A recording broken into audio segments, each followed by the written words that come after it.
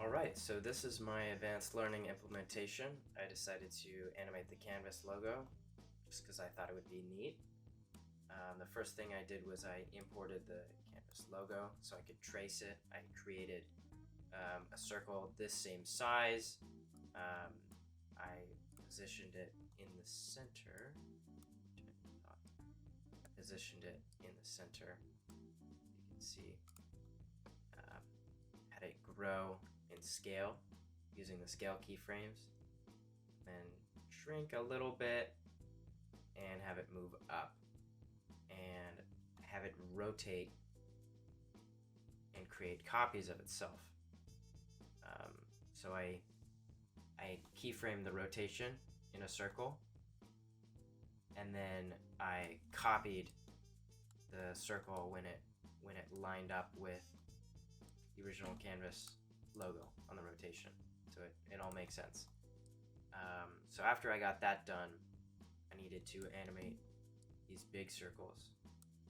Now these big circles were kind of a challenge for me because I couldn't figure out how to get the masking right. Because I wanted them to start as big circles. They need to end as like semicircles. I could not figure out how to mask them, but I did after a long period of time, using the mask path keyframes to put the mask in later instead of right away, so they can start out as full circles and then become kind of smushed to a half circle when they reach the edge, and it creates this cool effect like that.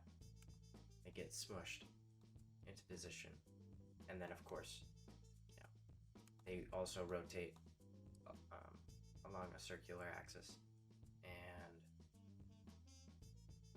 I offset them so it creates this cool little spiral effect. You can see that here. They're offset. They keep going, and then they slow down. And then for the canvas text, I just made copies of the logo, and then I keyframed the mask path over the text to drop down out of thin air. You can see that. And same thing with the by in structure text at the bottom.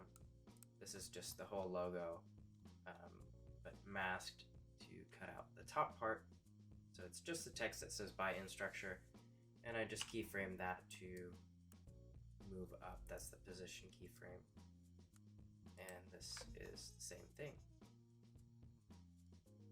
So yeah, that's my advanced learning implementation. I really enjoyed working on this. I spent a lot of time tinkering and playing with the speed of the keyframes and the whole thing. I did it without watching any tutorials because I wanted to challenge myself. So this was a lot of fun for me.